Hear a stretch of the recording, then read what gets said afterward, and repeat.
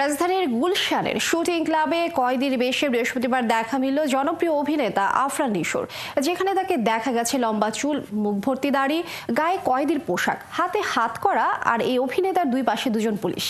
এমনই বেশে দাগি সিনেমার সংবাদ সম্মেলনে হাজির হলেন নিশো।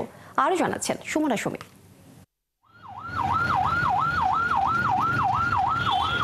দাগি সিনেমার সংবাদ সম্মেলনে কয়েদির পোশাকে কেন অভিনেতা আফরান নিশো? প্রশ্ন আসতেই পারে, কারণ তিনি এমন কোনো অপরাধেও জড়িত নন যার জন্য সাজাপ্রাপ্ত হয়েছেন। তাহলে এই পোশাকের রহস্য কি?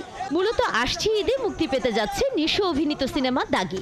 সিনেমাটির প্রচারে এমন পন্থা অবলম্বন করলো দাগি চিফ। এরকম অনেক ঘটনা আছে, আপনারা যদি মুভি লাভার হন, এটা একটা মেটাফোর, এটাও একটা ইঙ্গিত। হ্যাঁ, হঠাৎ করেই কেন এই নাম্বারের কয়েদ এসে? তো আমার মনে হয় যে আল্লাহর নাম থাকলে হয়তোবা একটা লাক ফেভার করে।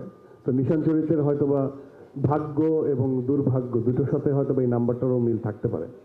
সেজন্য আসলে আবার সিনেমাটা দেখতে হবে। দাগি সিনেমাকে প্রায়শ্চিত্তের গল্প বলে জানিয়েছেন নির্মাতা শিহাব শাহিদ। এই নির্মাতা জানান, নিশান জেরিনের ভালোবাসা বিরহের গল্প দাগি, একই সঙ্গে চরিত্র দুটির অনুশোচনার গল্প।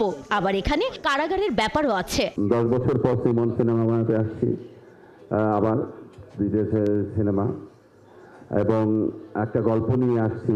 একটা সিনসিয়ারলি সৎভাবে গল্পটা বলতে চাইছি।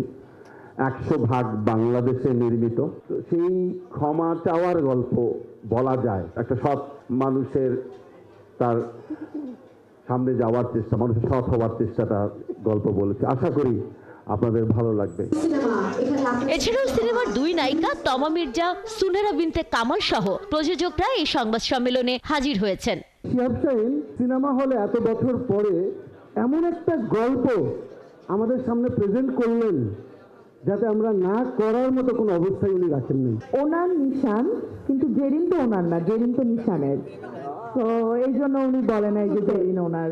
আমি ফার্স্ট ট্রেলার দেখলাম, আমি আগে দেখিনি, আমার এখনো গুজবাম হচ্ছে।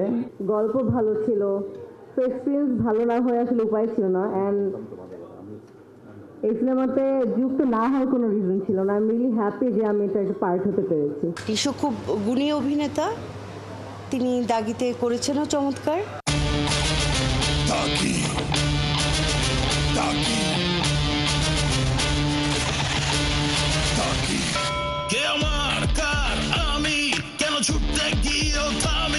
দাগি সিনেমার টাইটেল গানে কণ্ঠ দিয়েছেন আফরান নিশো নিজেই। বুধবার প্রকাশ হয়েছে গানটি। রাসেল মাহমুদের কথায় গানটির সুর ও সঙ্গীত আয়োজন করেছেন আরাফাত মহসিন নিধি।